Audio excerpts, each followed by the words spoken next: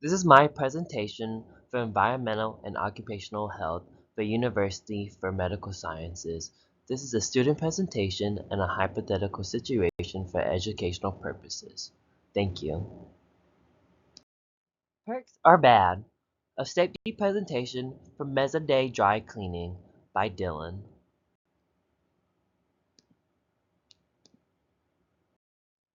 Hi, my name is Dylan Nguyen and I'm an occupational health specialist. Today's topic will be for new employees for the possible exposures to this job here at our dry cleaning facility. The three main topics I want to discuss today are the chemicals that is on site for dry cleaners and its effects, the perception of said chemical, and the common ways of exposures and ways to protect yourself. Chemical on-site. Perchloroethylene, or PERC, is a common dry cleaning solvent. Uh, in today's standard, it's going to be the most common dry cleaning solvent you find in our shop, and is the main reason why I'm talking about it in this presentation. The reason why we use it in our shops is that it's very useful in dissolving greases, oils, and waxes without damaging the fabric. It is also a colorless and non-flammable liquid with a faint sweet odor. I got that information from our distributor or the person we buy our chemicals from for our dry cleaning factory. Uh, Other uses for PERC include water repellents, paint removers, printing ink, glue, sealant, polishes, and lubricants, mostly because it is very durable and it is able to adhere to plastics, metals, rubbers, and leathers pretty well. Now that I talked a little bit about perks, I want to talk about some of the effects. Firstly, I want to talk about some of the acute effects that can happen when exposed to perks. From inhalation, we have known it has been associated with dizziness, confusion, headaches, nausea, and irritation to the eyes. Extreme exposures can lead to unconsciousness, and some cases can even lead to death. Nausea and vomiting are mostly going to be your most effects. For skin exposure, this is when you have perk spilled on you or have it touching you. Most effects include redness, itchiness, and pain. Prolonged exposures to the skin can result in the removal of natural protective oils of the skin, causing irritation, dryness, and cracking of the skin. And also that can result in second and third degree chemical burns. Now I want to talk about some of the chronic effects of PERC on the human body. Some long-term exposure to PERC can cause liver damage and kidney damage. Furthermore, exposure to PERC can aggravate pre-existing conditions.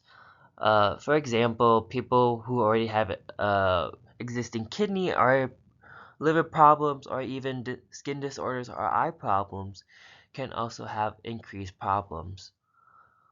Another area that this does affect is the central nervous system.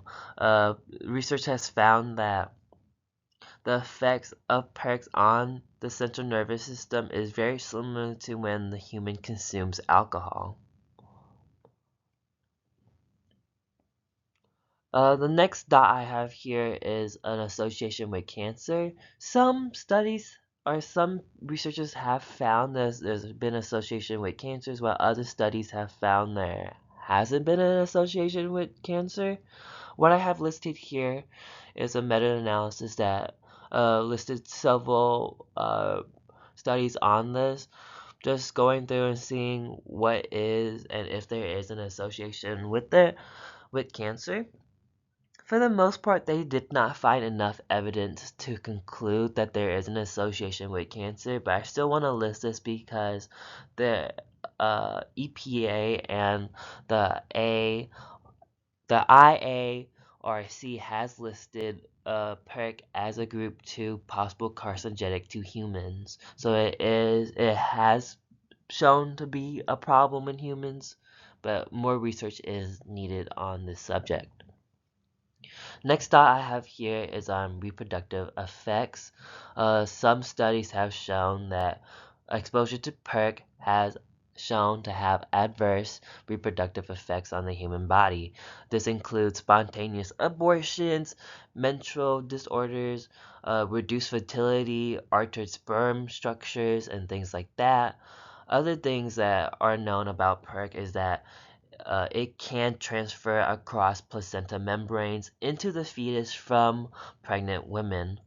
So it is very important to think about exposures and if you are pregnant handling these materials. Um, Another thing to worry about too if you are pregnant around these materials and if you are handling them, perks have been found in breast milk of nursing mothers. So just another thing to be worried about. Alright, now that I talked a little bit about the effects of PERC on the human body, I want to briefly talk and hit on the perception of PERC, especially among workers here on campus and in general. Uh, General knowledge of PERC, especially among workers on dry cleaning campuses, have been perceived as low. And within this same article, it has found that the same workers found the hazards of PERC to be perceived as low. This can be pretty dangerous. Most of the workers within the study listed that the difficulty understanding the natures of PERC and the concerns around PERC and the methods of protecting themselves the reason why they don't understand or have a higher general knowledge of PERC. This is pretty dangerous mostly because PERC is a highly used chemical on our factory and on our floors in our facility. We use it every day. That is why we include it in the study and in this presentation. It is important that our workers here are safe, and that's why we are telling you guys, hey, this is on our floors and our campus and we are using it and we want you guys to be safe. Now I want to talk about some of the common ways of exposures to PERC.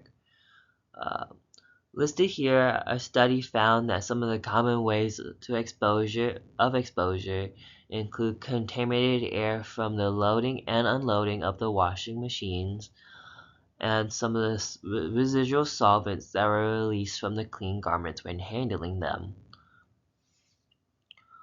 For inhaling some of the contaminated air, I listed some of the danger zones for the most part. Concentrations of 200 parts per million would lead you to some dizziness and nausea, like I listed earlier. Concentration greater than 1,500 parts per million is more that unconsciousness and worst case scenario death. You're not going to be expected to work in any of those areas. If you're feeling any symptoms like dizziness, nausea, or headaches, please let us know and we will figure out what is going on in your area and why you're feeling like that. Another area of exposure is skin contact, like the residual that you would get from the clean garments when handling them. For the most part, if you do get any residual on yourself, please clean yourself off and let us know that it happened.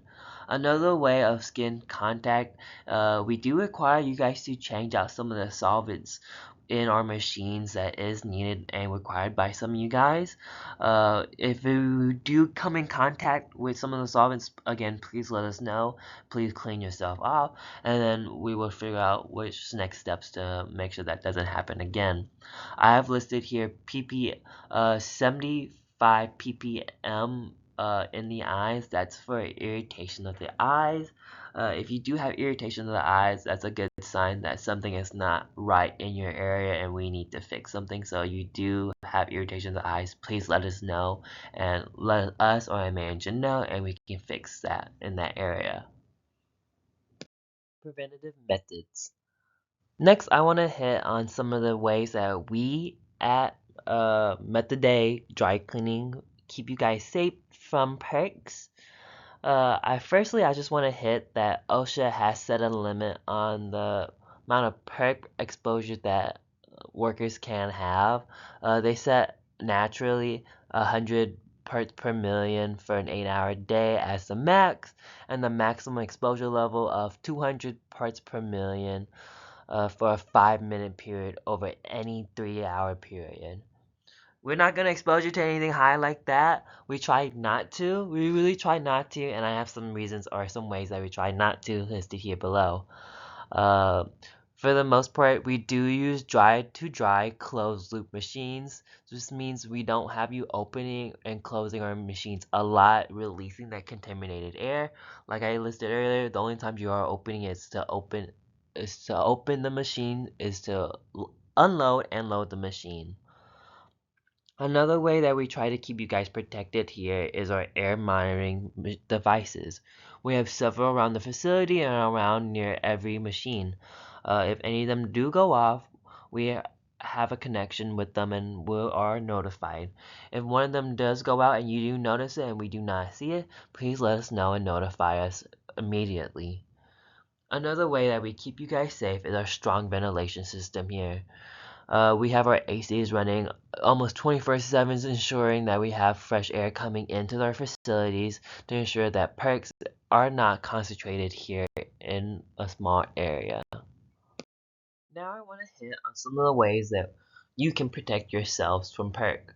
Earlier I hit on some of the ways that Mesoday dry cleaning protects you from perk, but now I really want to focus on some of the steps that you can do and use and protect yourself from perk. The biggest thing that you can do and protect yourself physically from perk is use PPE. I have a study here listed from 2018 saying that PPE such as gloves, goggles, and respirators are probably your best ways to protect yourself from exposure to perk. Another thing that the study also listed is that keeping yourself educated about perks is a very good way of keeping yourself protected from perk. Again, general knowledge about perk within the industry is not well known. We want all of our workers here at Mesoday Dry Cleaning to be knowledgeable about the chemicals that they are handling here. These are some of the resources that I used for my presentation today. Firstly, I use OSHA's website on perks and dry cleaning. I also use an article on the mortality of dry cleaning workers. I mostly use this for perception and some of the chronic effects. Next article I also used was health hazards, epidemiologies, and biochemistry's alternatives to dry cleaning workers with PERC. This is mostly used for some of the ways to protect yourselves from it.